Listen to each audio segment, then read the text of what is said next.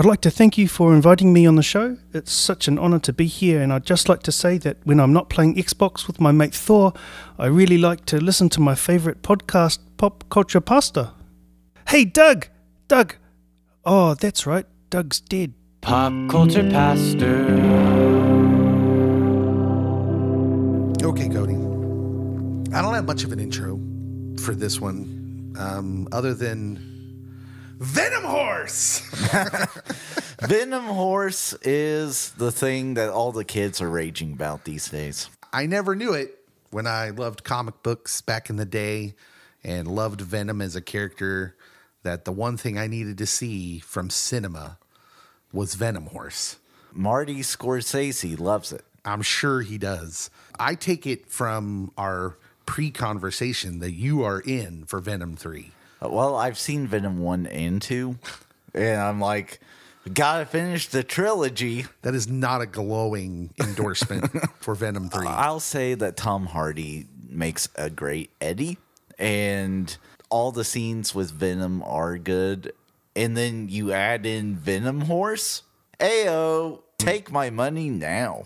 This is Pop Culture Pastor. My name is Dave. Cody's here. Hello, all my fellow Novas. Also, our friend Kiefer Storrer is also here. He's been on the pod before. Hey. Kiefer, a geek of the round table, as anyone who joins us multiple times is. Kiefer, what is your pop culture expertise? What would you say your area of expertise is? In a scaling order, number one's probably video games. Number two, closely tied, is movies. I'm trying to get better about television and watching a bunch of that. And then music I'm pretty knowledgeable about. Books, despite having written one, totally not too knowledgeable about it, unless it's The Catcher in the Rye, which I love The Catcher in the Rye. He is our author of the round table. Yes. Since I'm pretty sure he's the only person we've had on who's written a book. Oh, that makes me feel very special and accomplished. Well, if you knew the geeks. I'm like, well, never Man mind. I won't. Furiosa. Yes. Just tell you a story. Okay, yeah. So anyways, I need to ask a question about the Venom movies because I haven't watched any of them. So I loved comics when I was a kid, growing up, teenager. And then, I go into young adulthood where I don't read them as much, but I come back for the big stories. But I need to ask a question about Venom. Because when I was a fan of comics and when Venom is a somewhat newer character, he is very menacing, brutal, evil. Like he's a bad dude. The whole thing in this preview, and that's what we're talking about. This, we just started talking about this trailer just randomly that came out this last week of Venom 3. What's the subtitle? The Last Dance. The Last Dance, which sounds like it should be Dirty Dancing 3. Or Michael Jordan is in this. You heard it here first. But the jokey stuff. Did Venom become more of a jokey character after I left regular comic book reading? Because there's the whole give and take of a scene where it's like, we are Venom! He's like finishing. Incredible. And it was funny. I chuckled. But it's not really Venom to me. There's dark humor elements, I feel, in newer runs of Venom. Yeah. In the comic books, but in the movie, there definitely is a dark humor component between Venom and Eddie. Yeah, so it's more of a movie thing. I mean, he's almost, the symbiote of Venom is almost unhinged in the trailer, which is a little bit closer, but unhinged in a humorous way is not what I was expecting. Again, I think that within some more modern runs of the comics that they try to not necessarily Deadpool him, but try to get him to be a more engaging character instead of just brutality. Like a bonding plot device. In the first one, Eddie and Venom are very much not close at all, and it really is a parasitic relationship. And then over the course of the first one, and especially the second one, they bond as friends. And they realize maybe we shouldn't eat these random people too much, but Venom does need to eat. And so it becomes more symbiotic instead of parasitic. And I mean, who wouldn't want a super-powered alien attached to you that you could speak like you could harmonize with it? That's really cool. I think I love harmonizing with my friends. But yeah, I'm excited for this. Just also because this is sounding like it will be the last for Tomas Hardy in the Sony verse. of Venoms, and so I imagine Marvel can start to borrow that character. I hope they start from scratch. It makes me sad. Does it? It does. But why? What if they wrap up this story and you can just enjoy it as, like, listen, I have not watched any of these movies, but just judging from what people say about it, it's probably one of the better things Sony has done with Marvel stuff. I'd like to see Andrew Garfield come back as Amazing Spider-Man in something. I wish we got an Amazing Spider-Man 3 after No Way Home was so cool. So I'm going out on the limb and saying there will be a Spidey in this one. Mm-hmm. And it probably will be Garfield. I love that. He's my boy. Wait, you think he'll be in this one? Are we talking more than a cameo? At least a cameo, and maybe a bigger deal. But that is a bold prediction. There's been rumblings of Sony wanting Andrew Garfield back in that role, but I feel like if it was that big, it would be just like No Way Home. There's no way they could keep that quiet. It'd get spoiled, and there hasn't been any sort of things like that. You heard it here first. Okay, Cody. We're spoiling it. Cody is not an insider, ladies and gentlemen. He has no knowledge of said movie production. I have the same knowledge as Miss Cleo. This is true. That's actually true. Okay, I'm gonna give our guest the floor for just a second, because Kiefer, for those that don't know him, is very much more. He can be more. Listen. I'll start with a definition of myself first. In order to explain where Kiefer's at, because I don't want it to sound bad. Because when you say the word political, it can sound bad to some people. I don't pay attention much to the politics anymore. I just got kind of burned out of it. There was a time when I used to really discuss in depth with people. BT before Trump. Somewhere in that era, I decided, you know what? It's just not worth it. I just don't care that much about it. I'm not going to talk about it. So to define myself as not very political, Kiefer, on the other hand, is in depth. He keeps up with that stuff, and he has opinions. That's not what I want to talk about, not his opinions, but I wanted to give him the floor because he often uses the hashtag stay woke. And that's a word to me that out in the general public sphere is weird, because it feels like there's 1,000 different definitions for that word. And they're all dishonest, mostly. Like, most of them, you're trying to insult someone, and so you define woke as something else, but someone who would call themselves woke defines it as something completely different. Obviously, they're not going to define themselves as an insult. So I just thought I would give the floor to Kiefer to tell us what he thinks of as woke. Like, give us a definition for woke. Yeah, so I don't know if I'm going to be giving you a definition for woke, but I do think that I'm going to prove what you're talking about pretty true. To give a little bit of background to people, I've been involved in the debate and forensics community for 10 plus years now. I used to compete with it in high school and competed in college, and then I coach it now. And next year will be my 9th year coaching it. Pretty successful, very successful coach, but because of my students, really. But that kind of thing necessitates a level of staying woke. Because I think at its core, being woke is just being knowledgable about things and looking past face value of those things, which is ironic because I think a lot of the times when people misuse the word from either side of the aisle, they don't look past anything.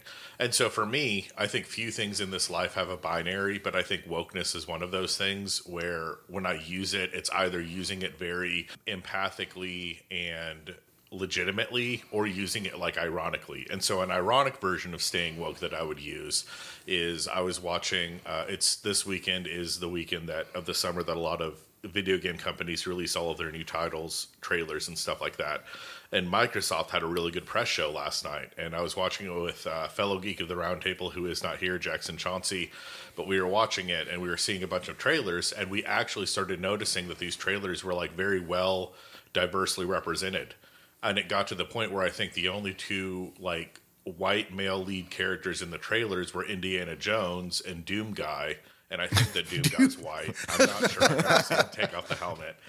And so I tweeted about it, and I'm just this Microsoft presser, there's a lot of diversity. I love that. And when your only white representation is Indiana Jones and Doom Guy, I think that's pretty good representation.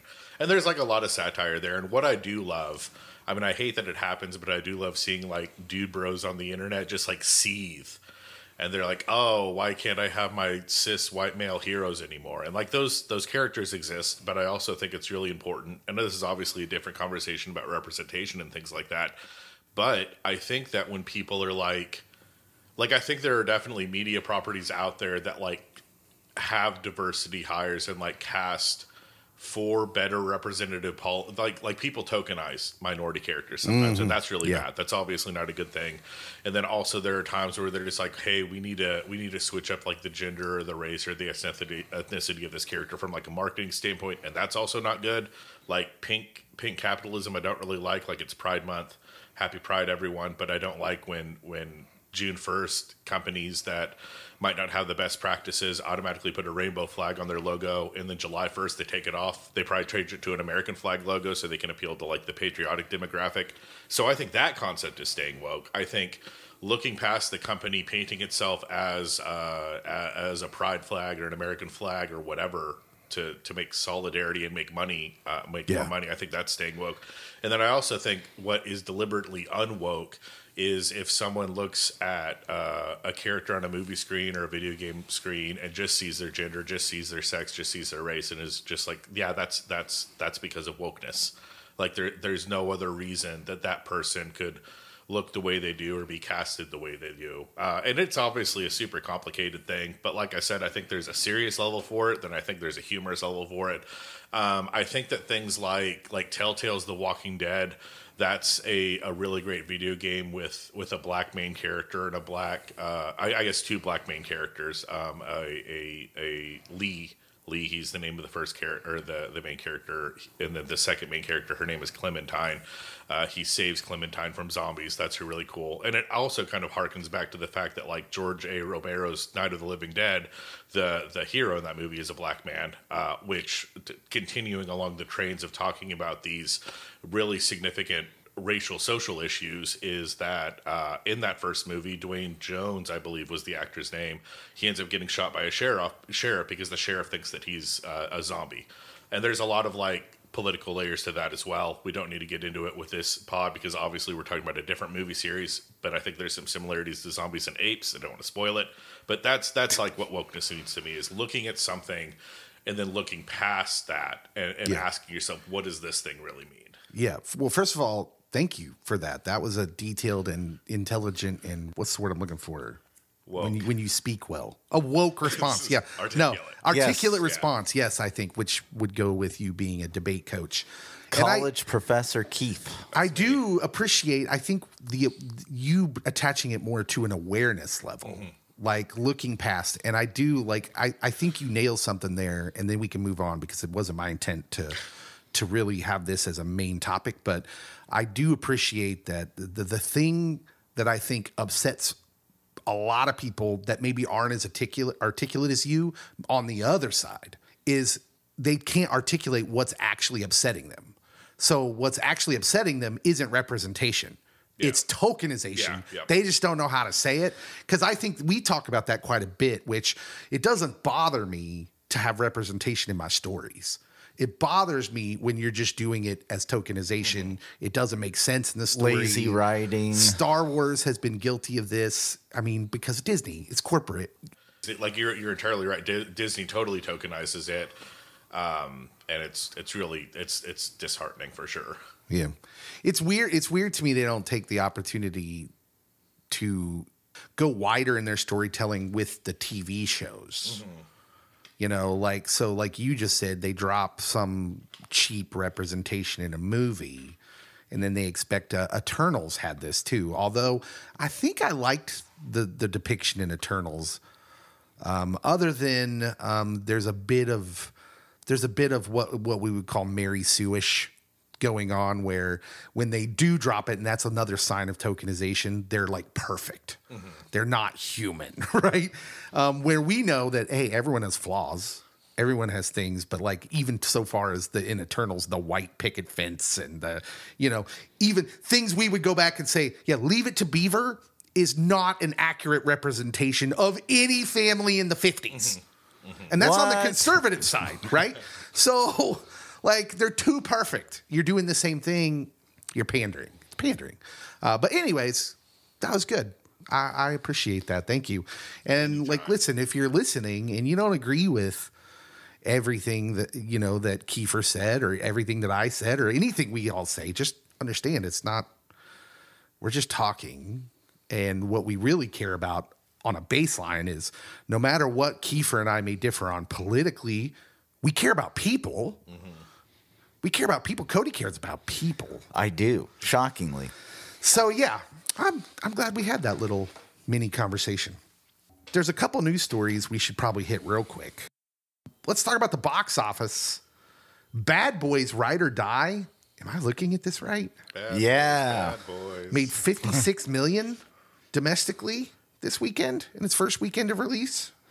Worldwide was over 100 mil.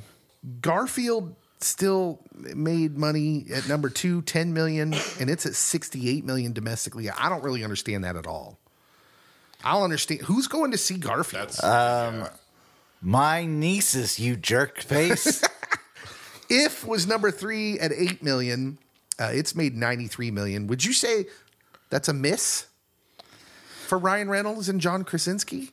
Honestly, the promotion of it has been very weak. Like, they just do random blurbs every so often, and then like, oh, it's out. Like, I didn't even realize until it had been out 2 days that like, oh, this is the thing. So I don't think either studios gave it much of a chance, or that I don't know how much they actually poured into it. You can have big names and not make money. Big money like Wes Anderson never makes money. Well, and it's an original IP from the minds of the guy that did A Quiet Place, and you can't exactly be like, hey, bring your 4-year-old and your 8-year-old to this movie. Like, there's no crossover there between the people that watch I watched both, but the people that watch A Quiet Place are more mature and older than the people that are going to watch If, and so you can't really. Cinema's just really tough. The box office is really tough to be good in, I think, these days. I would agree with Cody, especially. I don't think they knew how to market this. Yeah. Because weirdly, the marketing is kind of centered around Ryan Reynolds. Yeah. The marketing centers around Reynolds. He's really a supporting actor in this movie. Yeah. He's not the star. It's the little girl. She's in it. Yeah. And even like some of the imaginary friends, I almost said Michael Scott. Steve Carell's voiced character is actually in it almost as much as Ryan Reynolds. And Ryan Reynolds is not classic Ryan Reynolds. Mm-hmm. They drop in a few one-liners for him, almost like we got to give this to him so we have something to put in the trailer. Yeah. It almost felt like that because at the end of the day, this is a movie it's sort of fantastical. It's sort of like a dream movie for kids, I think, almost. So I have a feeling that this could be a movie in the future that we go back and say it's a cult classic for this generation. Yeah, I have a feeling, and that's what I was trying to say, a dream movie for kids. That doesn't make much sense. I have a feeling that young teenagers will look back on this movie kind of the way I look back on things like Goonies. And there's a chance of that. This movie tells this kind of sweet story of passing into adulthood. Mm-hmm. And it's just kind of a sweet story, and it might hit some heartstrings for kids that age. Yeah. Yeah. Furiosa only made $4 million at the box office this last week. It's up to $58 million total gross. The Fall Guy made $2.7 million. It's about to hit streaming already for a total gross of $85 million. So, Cody, my question, are we cursed? The only 2 movies we reviewed in the past few months are bombing at the box office, and we liked both of them. I will say that rumor has it that the Academy is actually looking at giving out an Oscar for stunt work now. So good for them. Maybe the people who know, they know that we have our finger on the pulse of what is good. We're basically just the Oscar nomination committee right here. We're going to get a letter in the mail from Disney. Please do not review Deadpool versus Wolverine. We don't care about the artsy fartsy stuff. We just want to make the monies. That one's going to make money. Not if we review it. We're reviewing it, baby. You got to give it a good month. We're going to break the curse on that one. One more piece of news for you Hunger Games fans. Suzanne Collins announced a new novel to be released next year, Hunger Games: Sunrise on the Reaping. Now, someone who is more of a Hunger Games fanatic will have to tell me there's specific imagery in the wording there that people just automatically knew what this was going to be about. But apparently it's going to be some years after the last movie, Ballad of the Snakes and the Songbirds, and some years before the first Hunger Game. And some smart people, and I don't know if it was part of the press release or not, they figured out that this was going to be Haymitch's Hunger Games. Which were dark. Can we see more Woody? Probably not, because it'll be young Haymitch. Unless they do flashbacks. Do we see flash forwards? Maybe he's telling the story. I don't know. Like a young Sheldon situation. Yes. Yeah. Did Donald Sutherland show up in Songbirds and Snakes at the end? Do we remember? No. I don't know if he ever did. No. I don't think so. No, we just see the young guy. Yeah. Kind of settling in. I think Woody could probably come back for a little, some aspect of it. But now you said the guy that played Snow he's not old enough. I don't think so. Okay, because I just immediately assumed I was like, oh, they'll use that guy again because he was good. There's only one correct answer. This man was born to play Donald Sutherland. Kiefer Sutherland is too old. I don't know anything about this story. A young version of his father. Yes. Are you excited for this? If Kiefer Sutherland's cast, you betcha. I'm all for it. I want to go and read the novels. I'm going to try not to. I'm like hanging onto my soapbox a little bit by my fingertips right now because I don't want to get too woke in this space. But something that I think was really fascinating about Suzanne Collins in the Hunger Games is she's gone on record as saying that she wrote the Hunger Games in the heights of the Iraq and Afghanistan wars, going from like watching war footage every night on the news to like watching entertainment news. And so I feel like Suzanne Collins, as opposed to other writers in the YA space, actually knows when she should be talking. Oh, that sounds so bad. Actually knows as a writer when there's something to comment on and when there's nothing to comment on. Like you never hear from Suzanne Collins unless she's promoting Songbirds and Snakes or now talking about this new prequel novel. And it was cool that she's just like prequel novel 2025, movie 2026. That's great, tying in between the novel and the movie. But I also think it's really cool to think about the fact that she clearly saw things going on in today's day and age where she needs to write about the spectacle of like YA dystopia again. Is that cool? Probably not. It's not cool that she has to do that, but I like when art has commentary about things that are happening in today's day and age. And we learned a few weeks ago that my dear friend George Lucas, kind of a similar situation with Star Wars, that he was influenced by the world events that were going on in his time with Vietnam. And 100%. So, I like commentary too. Just again, don't pander. Yeah. Have something real and smart to say and observe it to say. And then I'm here for it. I'm here for those stories as well. I'm just really wanting them to remake the trash movies of the Hunger Games. What? Hunger Games he doesn't like the Hunger was Games. awful. They were great. Did you read the first book? No, I just said I didn't read the books. Okay, you go read the book, and you will be like, Cody, I need to sell my stock in Hunger Games. This is devolving quickly. We should get out of here and go get ready to talk about our main subject, which is a movie review for, well, you know, the Apes movie. Other franchises Kingdom that have of the something to say. Planet of the Apes. When we get back.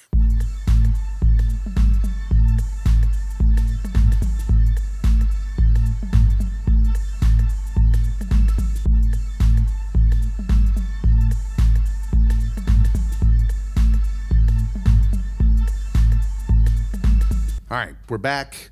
We are doing a movie review this week on the pod, and it is for Kingdom of the Planet of the Apes, which we will never say that any other way now. Oh, my wife hates it whenever I talk about any of the Planet of the Apes movies because it's always like Rise of the Planet of Dawn of the War of the. Yeah, it is a bit weird. Yes. That they couldn't come up with some other naming way. I love a motif. But yeah, I don't know how else you do it. Well, a lot of people just say it in one breath, but I draw it out slow. They probably, what movie company put these out? Do we know? Is it Disney? 20th Century Fox. 20th Century Fox? Oh, it's 20th Century Studios now. Oh, okay. They probably spent millions to a marketing firm to figure out a different way to name them, and they just came back and been like, can't do it. Can't be done. This is the best that we got. Thanks for the money, though. You got to name them this. Okay, so Kingdom of the Planet of the Apes, 80% on Rotten Tomatoes. That sounds right. Here, directed by Wes Ball, and it's doing decently well worldwide. $359 million at the box office. That's pretty good. It's not failing. Yeah. Yet. Here is the synopsis. Many years after the reign of Caesar, a young ape goes on a journey that will lead him to question everything he's been taught about the past and make choices that will define a future for apes and humans alike. 20th Century Studios. Yeah, you're right. Cast, largely not a lot of people you probably know. Honestly, I thought that I heard Ron Perlman's voice at one point, and I'm like, no way. Rocca, right? Did you think he was Rocca? Well, Or Proximus? so I thought that at first that he was the dad. Yeah.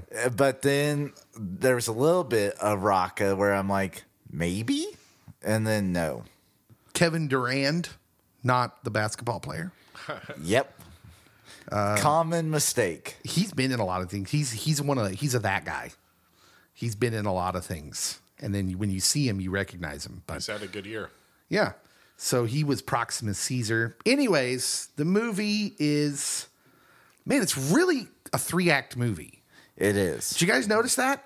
It has 3 distinctive kind of feels. Like, so the first third is all about the village, the Eagle clan, which every time they said it, I couldn't help but think of Cobra Kai and Eagle Fang Karate.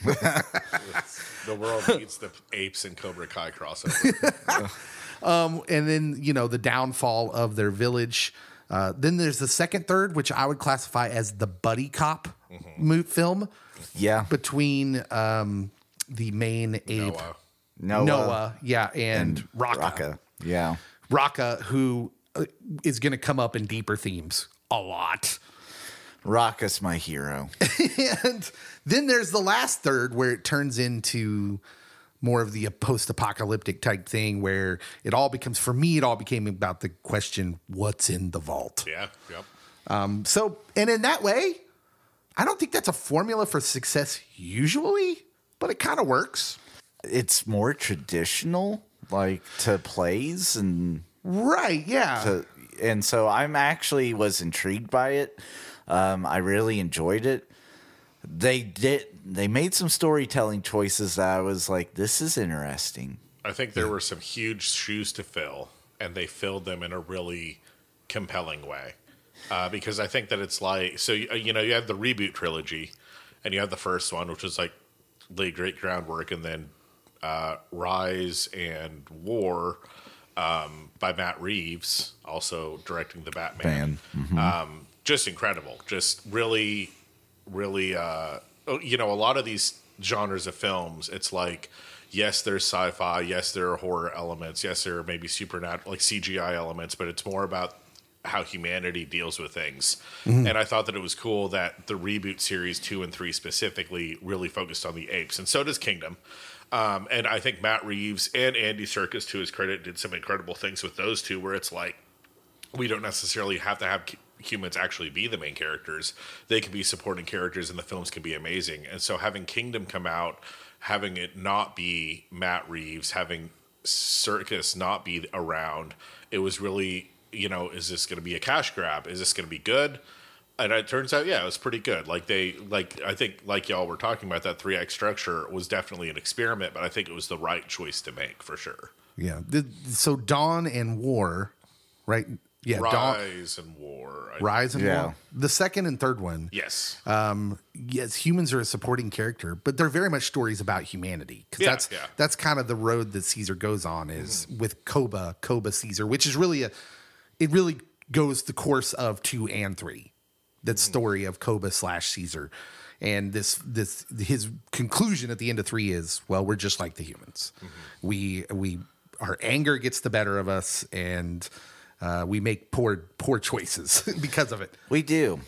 And so, I appreciate that. But this one's really super different in that the large bulk of this movie has no humans.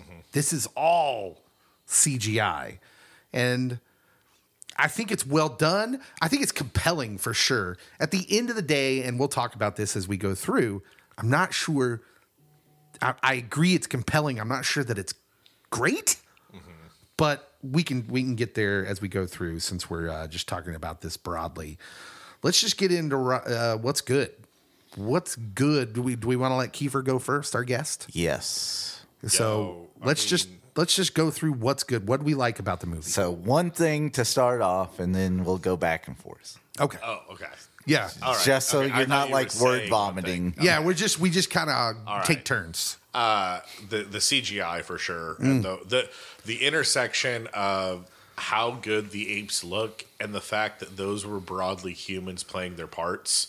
Obviously, Kevin Durant killed it as Proximus, but the guy that played Noah, Owen Teague, he was the really annoying kid in Bloodline, and he played one of the bullies in It, Chapter 1 and 2. He was also good, and all the young apes were great. And it was cool seeing the filmmaking apparatus or strategy that Andy Serkis employed be then employed by a bunch of different actors who maybe didn't have that mocap history, but also just acted their tails off and also looked realistic doing it. Yeah. The CGI, I had that on my list as well. It's gotten so over the course of the last couple of weeks, knowing we were going to review this, I've gone back with my 2 oldest and watched all these movies in succession. The CGI gets progressively better, as it should. I say as it should, but we've sat here in this very room and talked about how Marvel got worse somehow. It did. So, and not just Marvel, we should mention DC and the Flash disaster of CGI that movie had. But it gets progressively better, which is what you want, which is what you would expect. It's good. And I failed to mention this in our I believe our prequel draft. We talked a little bit about Andy Serkis. That dude's going to get like a lifetime Oscar one day for what he's done for the industry, the roles he's played, Caesar, Gollum. And just so my oldest daughter, Ayla, and I, we were watching deleted scenes from several of these movies, getting ready to go see Kingdom, which we saw yesterday. And all the deleted scenes, of course, don't have the CGI. So you get to see Andy Serkis in his technological getup and the actors with him. And my daughter said this. She said, wow, this gives you a lot more awareness and respect for what the actors are doing and how good they are. And I was like, yeah, because when you see, it's weird for us. We see Andy Serkis and we're like, oh, that's weird. But then when you hear him speak and you watch, then there were several scenes with Woody Harrelson from War where he's interacting with Andy Serkis, who's Andy Serkis to him. Yeah. But just the way that they do that, and he's got to pretend that he's acting with a monkey, or excuse me, an ape. If it doesn't have a tail, it's not a monkey. That's what VeggieTales taught. So yeah, like that was incredible. And Andy Serkis is not in this, but it's all his. He paved the way. Oh yeah, and he's amazing. So for me, something that definitely stood out, and it was a creative choice, is that there is a tribe that really isn't connected to this group, a different civilization, and that they're almost stand-in indigenous. And that they are falconeering with eagles. Yeah. And I'm like, wow, this is awesome. I like this. It was a definite story choice, and it serves for some deeper themes as it goes through the movie really well. And so I liked, and especially that they don't know anything about Caesar. Yeah. Caesar who? Yep. the person the salad's named after. That's basically what they were like. And so having that be where we start, I was like, whoa, what's this about? Yeah, they make several. I'll piggyback on this because I had a couple things listed that would fall into this category. They make several what look like small storytelling decisions that are actually really smart and really carry things a lot. So if you've this will make all my anthropology slash archaeology majors really excited and happy. By doing what they're doing with that in particular, so you get the Eagle Clan of apes who have really no tacit connection to the apes we were familiar with because years have passed. It says many generations have passed. Like Cody said, they're almost indigenous. They have forgotten that it's been so many generations. They have forgotten that original group of apes and what they stood for and what they do. And I especially liked the falconeering part because if you study anthropology and archaeology, you understand part of that study is to know when we domesticated animals, humans. So that was one of the interesting things to me was like, oh, so they don't domesticate dogs. They don't domesticate cattle. They domesticated eagles. And that's just rad.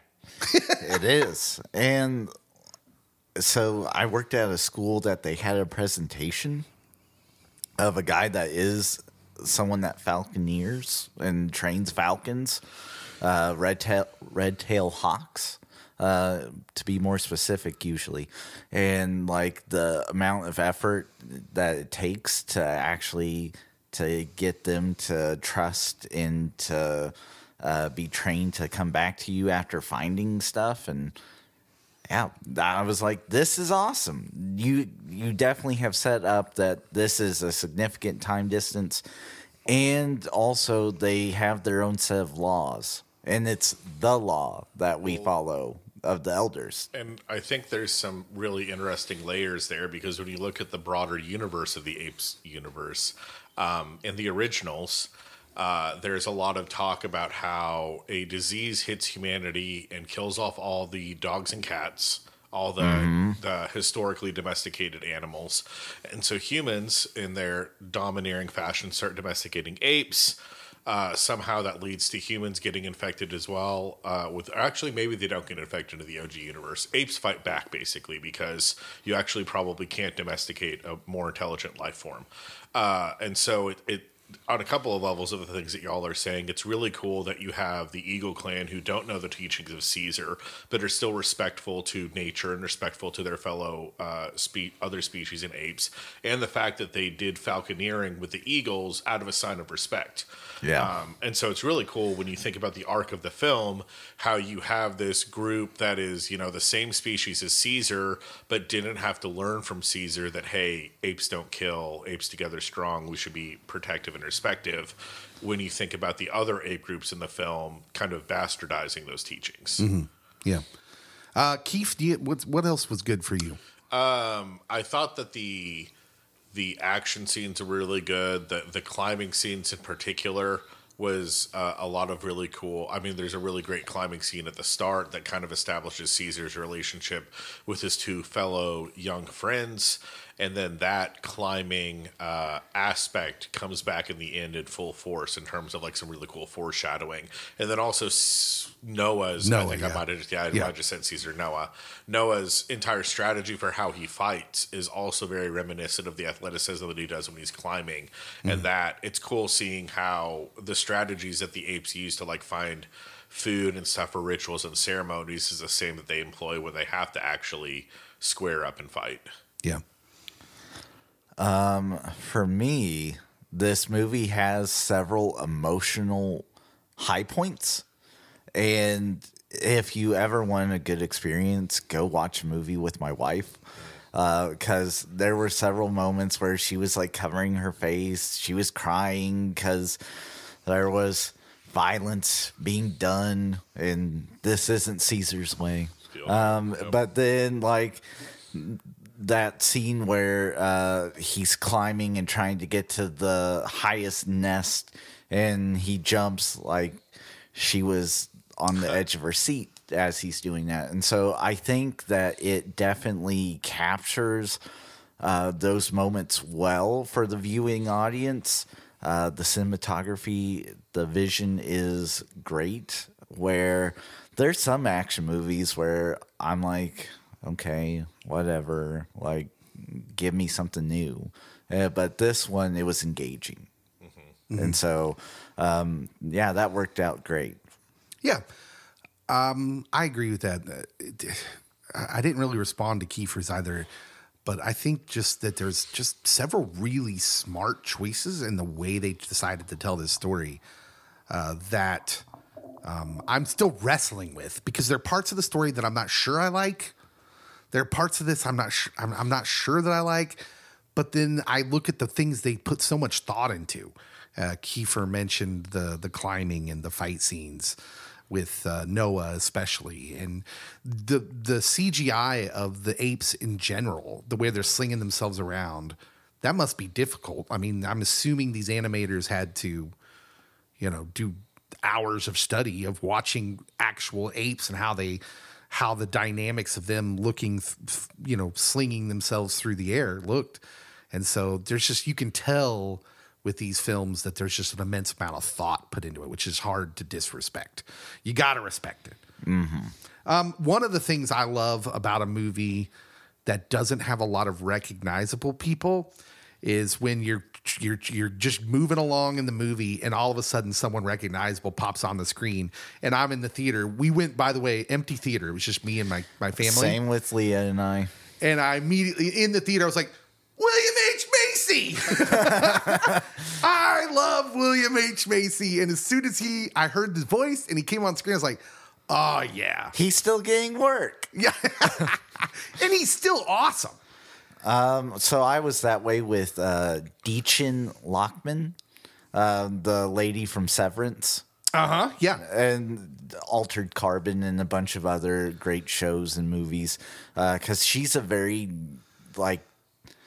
she has distinguished features. And so as soon as you see her, you're like, hey, it's that lady. There aren't many humans in this movie, but when they're on screen, they get their money's worth. Which they do. I appreciate it. I thought so. That was a good thing for me. William H. Macy was a welcome sight. Oh, and yeah, get yourself an older, distinguished actor who makes it he immediately becomes that character.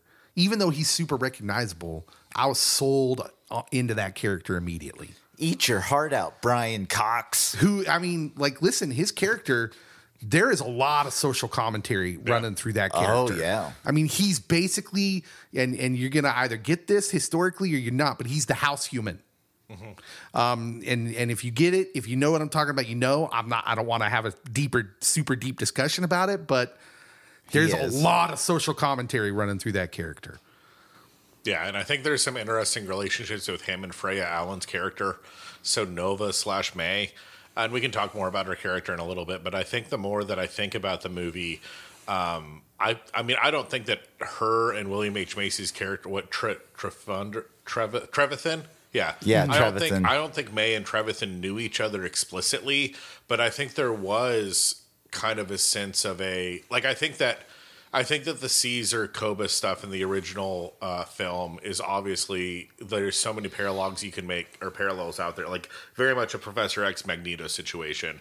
And I almost think that there are layers to the characters of May and Trevathan where kind of subtly you have this, Trevathan, you are selling yourself out to keep power and keep a sense of safety with these new apes. Yep. And May eventually is like, no, we're humans. We got to get the power back somehow or get some way to protect ourselves. And that's a little cool internal dialogue that's happening. Yeah. She's such a heel. She is. I think she's a tweener. By the end of the movie. Or, a justified heel. They do very well to make her, to put some doubt into the viewer's heart about, I'm not sure how I'm supposed to feel about her. I think for me, it's more like I am concerned about, obviously I love a good story, but I am emotionally preparing myself to be very disappointed in humans again in the next movie. Yeah, right. This is us. Well, as soon as they actually get into the vault, I'm like, you don't know what you have done. Yeah. we're getting there. Let's not Yes. talk about the vault yet. I'm not. You don't know what you have done. Is there any other things that are good for you guys? I don't want to spend too much time here. I want to bring up Raqqa. Yeah, Just from a standpoint of, I love that, again, this is another one of those smart decisions, but that there's someone holding on to the old ways, right? And you're seeing the apes, even though they're a more primitive version of what we might have expected. Okay, you got the Eagle Clan, like we said, they're more of a in nature type of thing. We thought, oh, it's been generations. They'll be like the Planet of the Apes from the original movies, right? They'll be technological. No, they've gone the opposite direction, and that makes sense because if you look at humanity, it doesn't work like that either. There's long periods of a back and forth as far as advancement goes, and so this very interesting thing about that is often our religious practices are something that can get lost over the eons. And I love this character of Raqqa because he's still going back, and it is religious, even though he's talking about a real guy that existed. But for him, it's super deeply religious. And that's what the other apes look at it as. It's like, oh, they look at it like Noah looks at him like he's a cult leader. He's not so sure about him, but when he sees the things he stands for, it creates the friendship. I just liked everything about Raqqa's character. The way he had the books. This is an ancient way to store knowledge. Yep. I loved all of that, and that also there's whether they meant to make that connection or not, that there's something in the humanities, the things that aren't our academic knowledge, philosophy, religion, things of that nature, where knowledge can still be stored as well that you don't necessarily have access to in the academic knowledge. And with that part in particular, I really like it. Shows that we think that we're so advanced, and there's several things that we find and we're like, well, we think it was this, and like we don't know, and we can't read it, and like, yeah, people and societies change and knowledge is lost as years go on. When we get to deeper themes, I'll talk about Raqqa in great detail because there are, and the group of bad apes that we come across, because there's some unique parallels that are happening. Well, let's hurry and get out of this. Let's do what's not good before, so we can get to deeper themes. Because I have a feeling deeper themes is where we're going to spend a lot of time. May, you don't like the character May? No, I actually do like May. She's just a heel, and heels get heat, as I've been telling Keith the whole time. I mean, is she a heel, or is she just? Some people are just sold out on their people. Well, yeah. Well, it's layered too, because like I don't think she's allowed in the bunk. Like spoilers, but I don't think she's allowed in the bunker. I think that she specifically is in a situation where she definitely returns to humanity, but doesn't get let in. Has to give the jump drive or whatever it is to someone in a hazmat suit, and then still has to stay outside in a world where a tribe is hunting smart humans. I made air quotes with my fingers for those of you that at home that can't see me. And so it's like, I think she's really stuck between a rock and a hard place in terms of her characterization. And again, it's also like, this is 250 years post ape disease pandemic, disease within the Planet of the Apes universe pandemic. And, she's probably in a very vulnerable state, as are most humans. And so I don't want to be like May was right all along, especially if she actually has a heel turn in the next 2 to 3 movies. But you can see her motivations. Well, she's a good case study of, at the very least, of why people in fight or flight may not be the best friends. Yeah. Yes. Because she is for one thing and one thing only. And that is the survival of the human race. And not just survival, but the dominance Yeah. of the human race, which Get Like, back listen. to your cages. deeper themes are coming. And if you don't like May, well, there's a lot of Mays in our world. Yeah. There are. Okay. Keith, did you have anything you didn't like about the movie? I initially wasn't a big fan of how there wasn't more rhetorical battles between Noah and Proximus Caesar at the end, but also now that I think about it, I mean Noah's a great young ape, and he's very cool, great protagonist. I can't wait to see him grow. But that would have been like if Caesar still existed, he would have had a lot of things to say against Proximus Caesar, but there's no reason for Noah to actually have a debate. And so I wanted more dialogue, philosophizing about everything at the end, but that wouldn't have fit in this movie. Especially since Noah's still kind of learning and coming into... Yeah, that's why I said he's young, Cody. Yeah. Well, he needs Raka. Yeah, that's And also true, yeah. Raka's back. Yeah, well, Potentially. Fingers maybe crossed. if you stuck around for the into the credits, you hear something that sounds a lot like Raka. But you also hear something in the second movie of the reboot trilogy thinking Koba would come back, and Koba did not, except as a Force ghost. Yeah. Force Ghost. I definitely think the third act of this movie is the weakest. And I'm not sure that's full-fledged something I don't like. I just want to start off what I'm going to say with that. Because, number one, I don't like what's in the vault. That could have been the security that it's under. I thought it was going to be James Earl Jones reads the Bible to you. I really thought it was going to be, like what they have in the Arctic, the Armageddon bunkers where they put seeds and, crops and things that they can restart civilization with. It was exactly what I thought would be in the bunker. Yeah, okay, but you don't need a bunker for that. In it America, was tanks and Yeah. military weapons. That could have been anywhere. well, it probably was everywhere. But they're also in bunkers. Yeah. And so, yeah, you got to make sure you have some backup. I mean, you got to have triples of the Nova if you collect Novas. Okay. But the whole conceit of that, because they do a good job of I'm really invested on what's in this vault now. They do a great job of that, which is something I like. The storytelling aspect of it, that's what the whole third act of the movie becomes. It's okay, what's in the vault? Because they say some really curious things that get your curiosity going. Well, this is something we need to reconnect us and to help us, Teach humans how to talk again. Yes, what was that?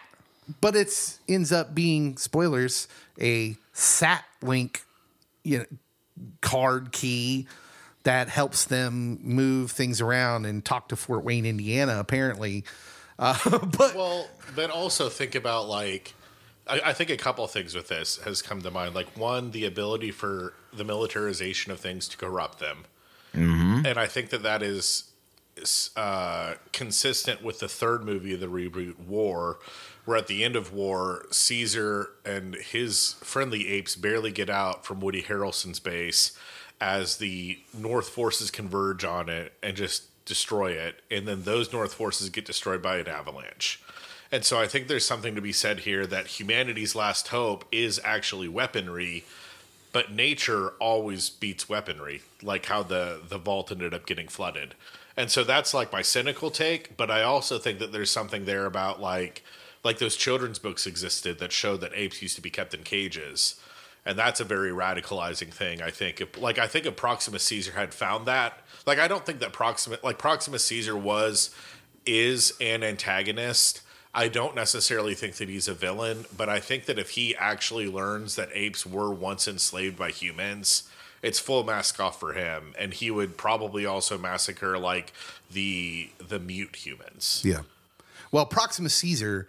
So this is why I say that where they went with the third act was a little bit of a letdown for me, because I actually think they should have leaned into Proximus Caesar a little bit more, and the understanding of oh look, he's got his human who's helping him understand the Roman Empire, and yet not understand it really. He's getting no context, no nothing.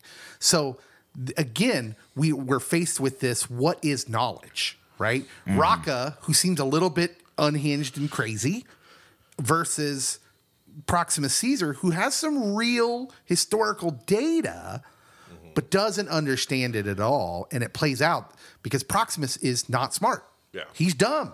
He's a stand-in for humanity in a lot of ways, where you just said it, Cody. We think we know everything, and yet we know nothing. I'm just waiting for there to be an ape splinter group that is like aliens. What? Ancient aliens, Keith. Oh, okay.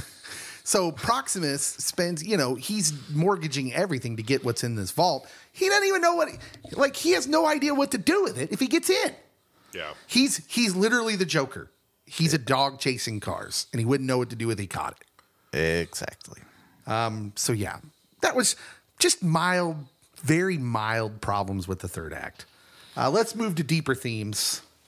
Cody, would you like to lead off? Okay, so I'm going to start off with a random scene, and it's going to be a weird place to start off. But when Noah and Raka are traveling, and Raka's asking Noah about his culture, his group, and that Noah talks about that they sing to the eagles, and Raka's like, sing. And he's like, nope, I'm not in my land. That is, so I should give context. I'm a religion major for my bachelor's degree. Diaspora Jews.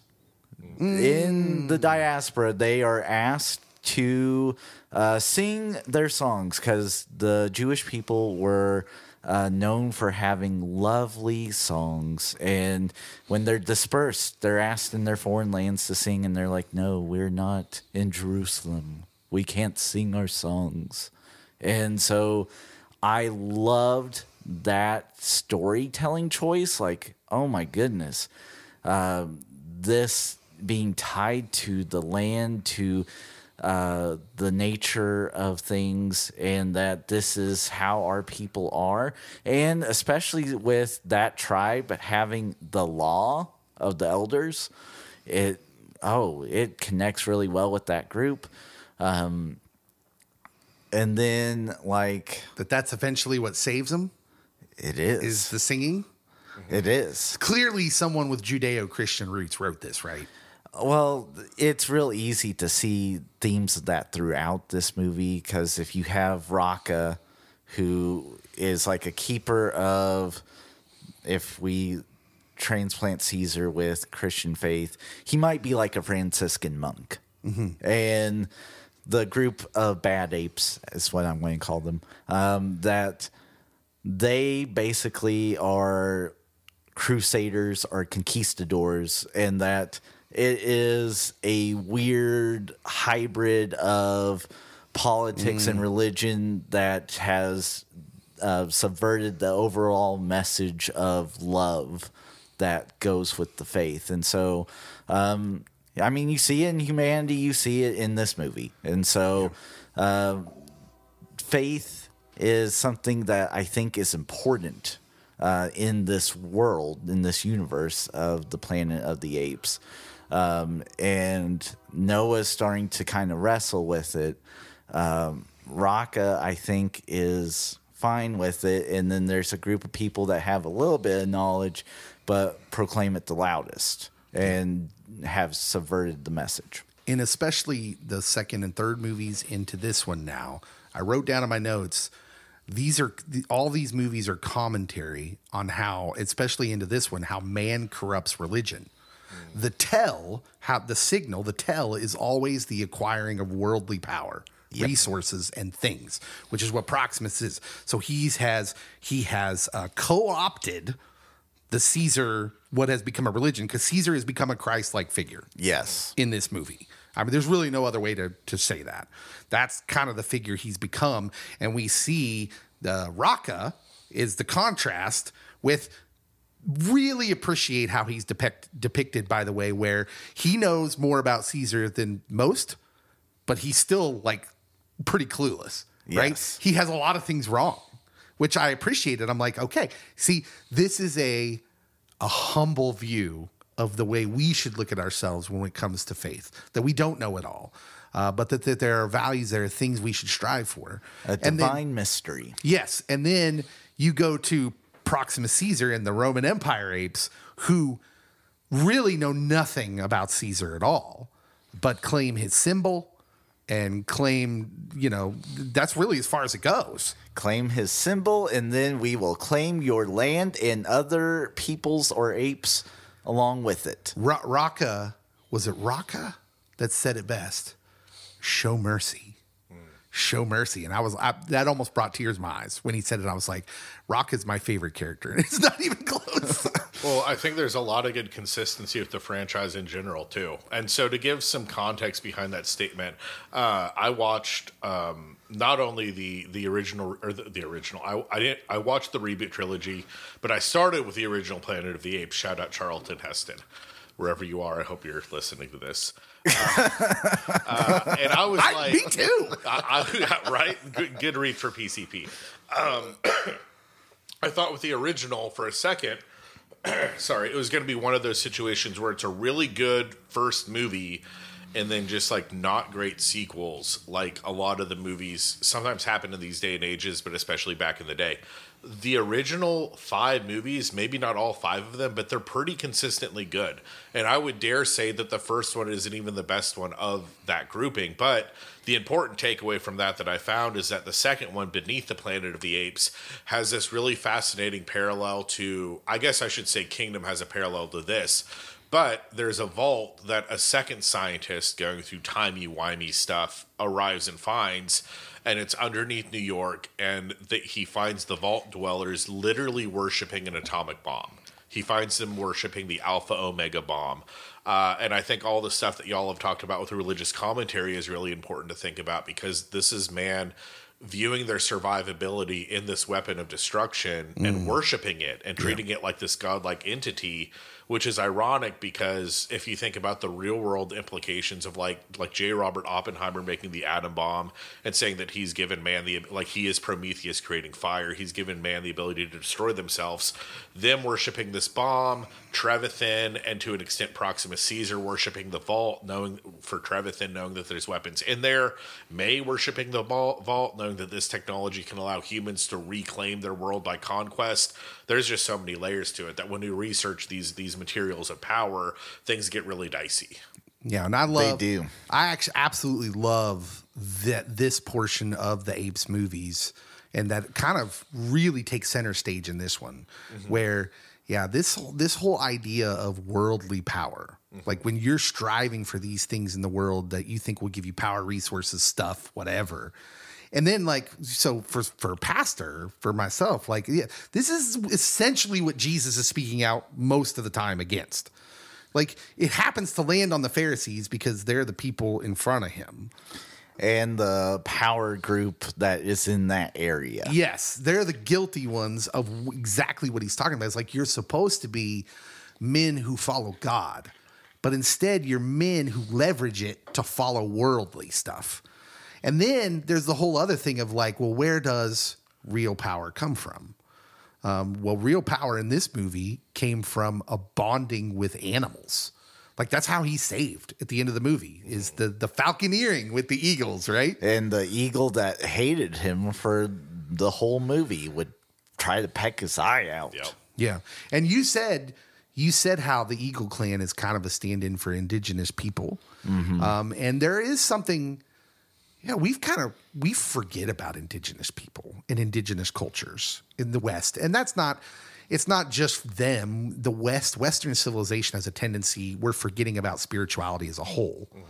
But there's something you can learn from that tie to being a part of, whether you believe that it all is happenstance and it's nature, or whether you believe it's a creation.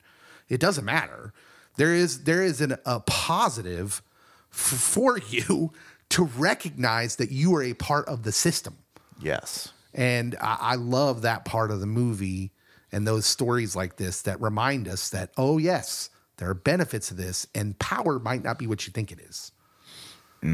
Well, there's the sense of American exceptionalism, too, where I mean, there's a meme out there that talks about, with the reboot series specifically, that like none of this would have happened if James Franco wasn't trying to solve the Alzheimer's of his dad.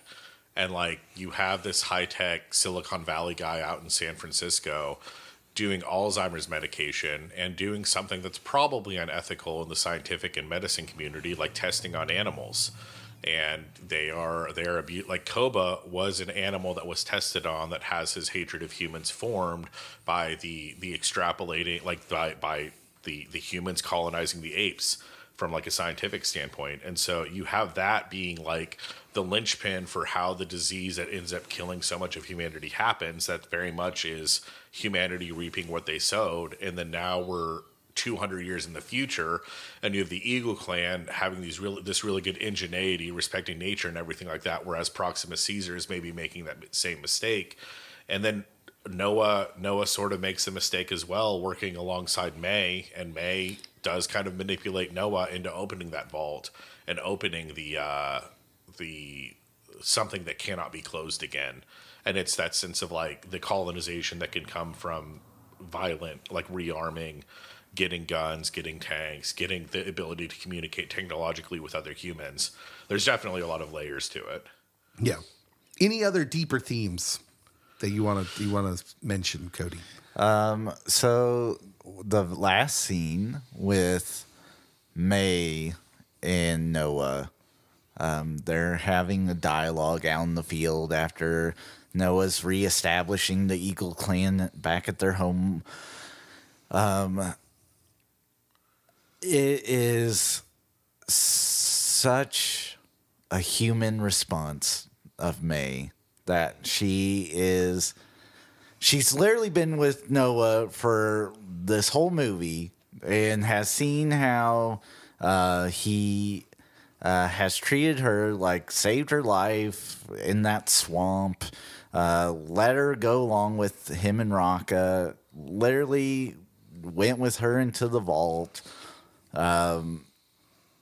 He meets with her, and then she has a gun tucked behind her back. Yeah, that she's ready to use should she need it. And the funny thing is, the audience is in on it. The audience is in on it, like, you're not going to need that. Like, what are you doing? But there's a deeper theme of, hey, this is what fear does to us. Yes. Fear messes you up. Fear makes it so you can't see people for what they are. You're misunderstanding character. Just because Noah doesn't live like you live, in fact, has a completely set of different values probably, doesn't mean he means you harm. This is, it's a great commentary on where we're at today. Well, and Noah's literally an ape too. And like, it really spotlights the idea, like you have the whole discussion in the reboot trilogy, like apes aren't humans because apes don't kill. And so if you view that as logically correct, even though the end of that is Caesar realizing that any dominant species is probably going to do some unethical things, but if you take that optimistic viewpoint in like a utopian viewpoint, there's no reason for her to be fearful because Noah is not a human, but she's thinking about if he were a human right now, if I were meeting another human from a different tribe, I probably should have, my Glock with me to be able to protect myself. But there's also the fear that like an ape will kill a human. Hand-to-hand combat, there's no way. There's no way a human fights an ape. And so there is that baseline. Like, I joke a lot. I thought a lot about when I was watching the whole series. I'm just like, if I were in the Planet of the Apes movies, I'm creating the first debate and forensics league for apes. I think I could be that professor character that teaches the apes. I would hope that I wouldn't be so fearful for my life all the time from these species that are different than me that could completely body me if they got angry at me. But you can kind of see on multiple levels why May would be fearful, but it's also like, you shouldn't. Mm-hmm. And it would be dope if by the third movie there is a reason that she fears Noah. Maybe. I don't know. We'll see. Yeah. So something else, because this just popped in my head. Leah pointed this out in every movie. Like, the dominant species physically in these apes movies should be gorillas. Mm-hmm. And they're never the head of the apes. Nope. Well, that fits with what Keith said about humans, though, too. Yeah. Physically, humanity is not the strongest species on the planet. If it was just about physicality, I mean, lions, pit bulls. I mean, they take us down without The technology. rapper pit bull. It's the intelligence of humanity that devises technology. And also causes war and chaos. And the cool thing too is that like it's kind of an homage to the original series, where in the original series it was kind of a caste system. Where maybe caste system isn't the right phrase to use there, but like the orangutans were the philosophers and the politicians and the civic leaders. The chimpanzees were the scientists, and the apes were the military. And so it's pretty fascinating. Or not the apes, the gorillas. The gorillas were the military, and so it's cool that there's that level of consistency.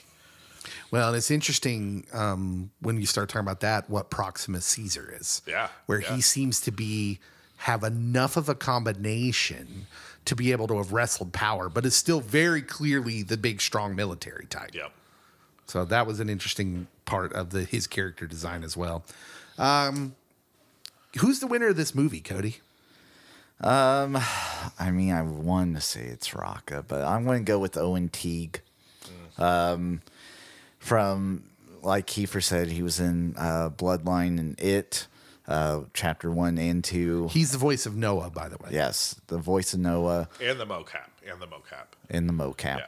And so I think that him landing this role that features him prominently, because I don't know if he can be like someone that's going to be the star of your movies like consistently, but he might be the next Andy Serkis for all I know. Where like, oh, this guy's in a lot of things and usually isn't the lead, but he brings gravitas of who he is to each movie. And so maybe this is a launching point for Mr. Owen. Yeah, it could be. He's not Andy Serkis yet. He doesn't bring the same level of characterization without being able to see his face and mannerisms and all that. But he's enough for this movie, I'm sure. And yeah, moving on, if they keep telling stories based around his character and May, about the conflict there, he might have a chance to be. Yeah. Who's the winner of the movie for you, Keith? So like real life winner or not fictional winner? It could be fictional. You can define it however you want. Oh, geez. Can I do both really quick? Yes, so absolutely. Freya Allen for sure, the actor that played May. I think that real quick in the broader spectrum of like of films and TV, it's really good that she was so successful because The Witcher season 4 will come out with a recasted Geralt. I don't know. They took Henry Cavill and they replaced him with Liam Hemsworth, which is see if they notice. Nothing against Liam, and Liam like looks fine in the role, but it really sucks because Henry Cavill really loved the Witcher series. Having Freya Allen succeed so well in this film is really good because she plays Ciri in the Witcher series. That's good. And then I think that humanity kind of got a dub in this movie. And my thing is, you guys have the bit where you're like, Kingdom of, the planet of the apes, really showcasing how some of these ridiculous the titles they are. I think something wild someday is if the second or third movie is called Humans at the Planet of the Apes. Ooh. Because there's something there. There's something developing. There are a decent amount of humans in a vault in California, and they're probably in Fort Wayne, Indiana somewhere. And there's echoes out there. They're definitely way too excited about saying they're from Fort Wayne, Indiana. Yeah. They really fell in love with where they were from. Can I say that whole scene was weird? That was weird for me. What do you mean? I thought it was cool. Well, you're 250 years down the road here, and all of a sudden we're introduced to humans, which we haven't been. We've seen no sign of the old ways, right? Yeah. We're 250 years down the road, and all of a sudden we've got humans in science suits, the hazmat suits, and they appear to be just like they were in our right now. I don't know. I thought that was weird. I think it's like they successfully quarantined. Yeah, but I guess what I'm saying is and this is probably Fallout related, that I would have expected them to be weirder, not so normal. Well, so here's the thing. They might get to that point because in Beneath the Planet of the Apes, there's some kind of normal looking humans, but they end up worshiping the bomb. But then there's this weird thing that happens where they take their face off and they're actually irradiated. And so we might find out how weird they are in the next movie. That's true. Yeah. I shouldn't jump to conclusions. Yeah, I'm going to echo your pick for sure, Kiefer. I think Freya Allen is probably the winner. I mean, it seems like a simple answer because she's the only, besides William H. Macy, who's already William H. Macy, so he can't be the winner. Yeah. You could have said Deachin. And she was there for 2 minutes. she was there for she wears the heck out of a hazmat suit, that's for sure. But Freya Allen is good, and like you said, yeah, she's probably most well known for her role in The Witcher. Although, yeah, that's about to go south because they secretly replaced Henry Cavill with Folgers crystals, and they're going to see if anyone notices. And so I'm glad she got it. It took me a little while.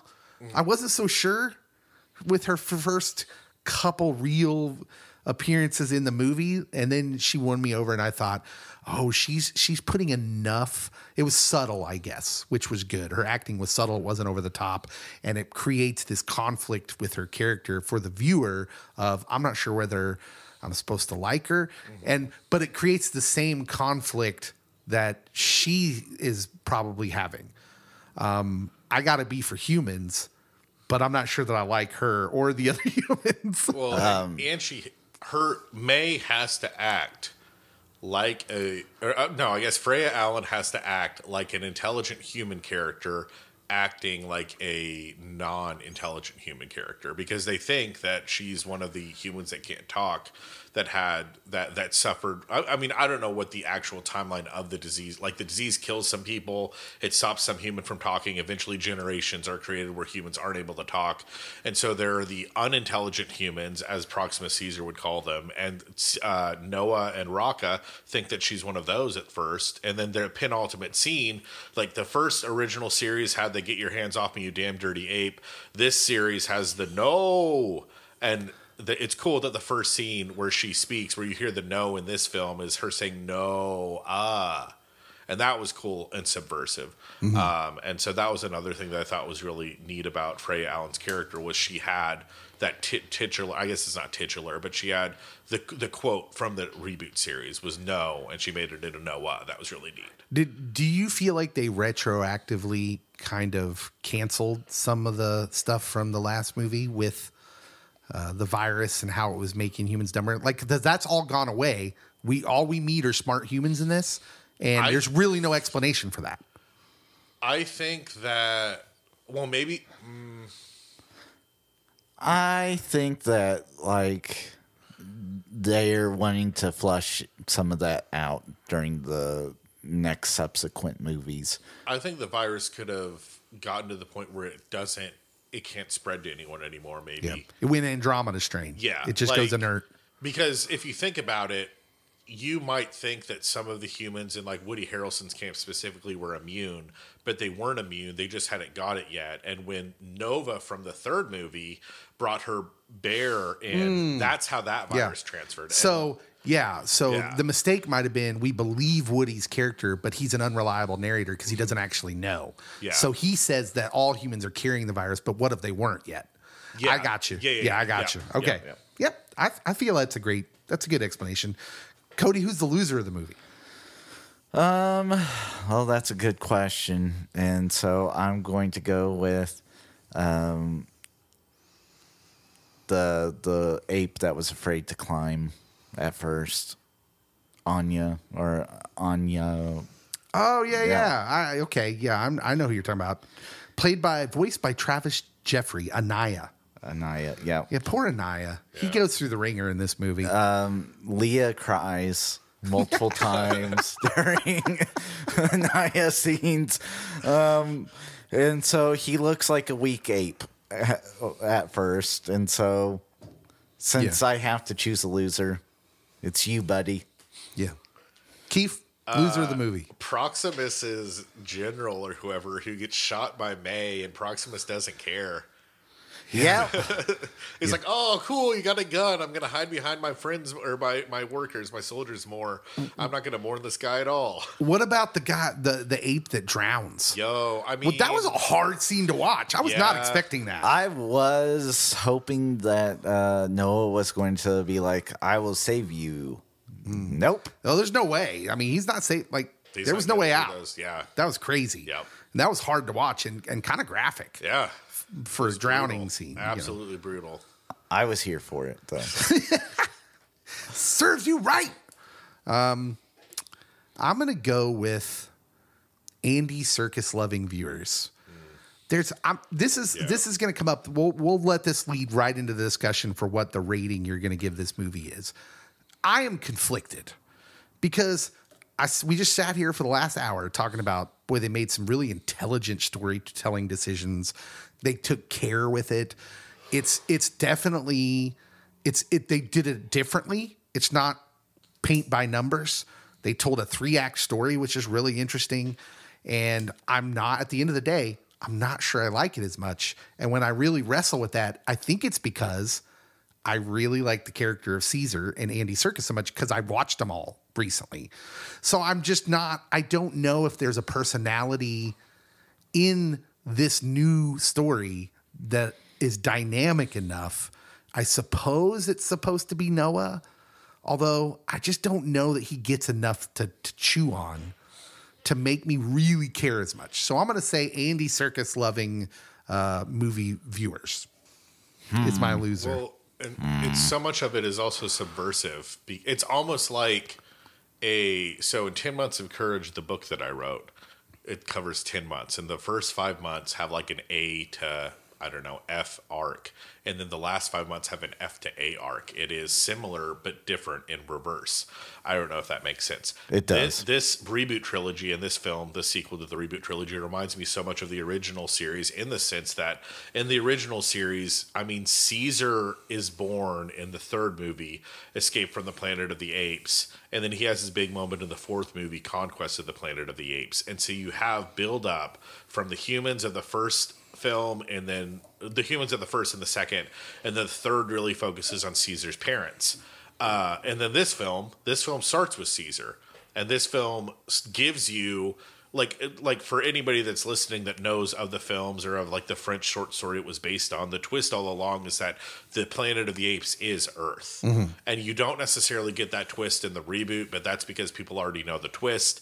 But the whole idea is humans no longer have the power. Apes have the power. They were on Earth the entire time. Or in the Planet of the Apes remake that we don't ever talk about, somehow Mark Wahlberg went to a world where it was like the 90s, but it was still Earth under the aspect of the Planet of the Apes. That was so weird. Yeah, but what if we let M. Night Shyamalan that would be sick. tell the Planet of the Apes story? To see where that twist happens. But that's the thing is that like you know you're seeing how we got to the point of the Planet of the Apes in Rise of the Planet of the Apes, and you're learning about Caesar immediately, and so it's going to be tough to fill those Andy Serkis shoes, but I kind of feel like that's what the franchise is going for.